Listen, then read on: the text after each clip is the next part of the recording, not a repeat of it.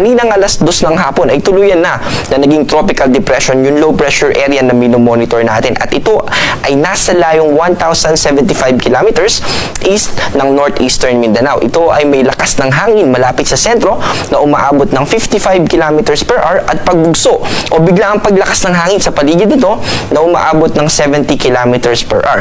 Ito ay kumikilos pa northwestward slowly. At ang ibig sabihin po ng slowly ay 10 kilometers per hour or slower pa. At sa ating forecast track na ipapakita natin sa susunod na slide ay mas makakaapekto ito sa mga susunod pa na araw. Samantala, ito namang hanging amihan ay patuloy pa rin na nakakaapekto at nagdadala ng malamig na temperatura sa malaking bahagi ng northern part ng ating bansa. At bukod sa malamig na temperatura na dala nito, ay meron din itong mga kaulapan, lalo na dito sa Cagayan Valley region, na posibleng magdulot ng mga light rains o mga pag-ambon. At ito po yung ating forecast track patungkol dito sa tropical depression na ating minomonitor. Hindi pa po natin tinatawag ito na basyang na magiging local name niya hanggat hindi pa po ito pumapasok ng Philippine Area of Responsibility na nakikita natin na mangyayari sa mga susunod na oras.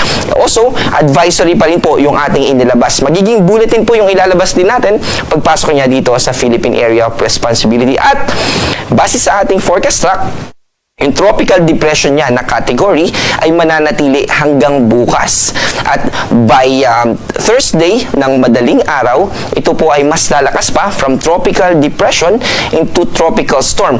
At habang tropical storm siya, ito yung category niya na habang binabaybay niya itong northeastern part ng Mindanao at magiging tropical depression itong muli by Saturday ng hapon.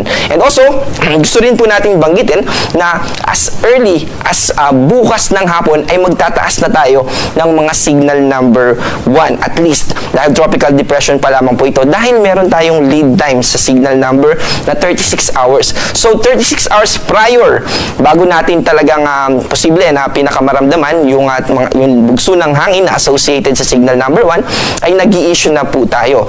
Ang good news naman po dito sa bagyo na paparating ay hindi ito malakas in terms of its category o lakas ng hangin. At ang nakikita natin dito sa ating forecast track ay hanggang tropical storm lamang. Ibig sabihin hanggang signal number 2 lamang. Pero yung mga kaulapan na associated dito, yung mga magpo-form na kaulapan na makakaapekto sa mga kababayan natin, lalo na dito sa Northern Mindanao, sa buong Visayas, ay makakaapekto pa rin sa atin. At mamaya po ipapakita natin yung amount ng forecast ng rainfall na ating ipapakita para sa mga susunod na araw. Also, gusto rin po natin i-note, no, by Sunday, ito yung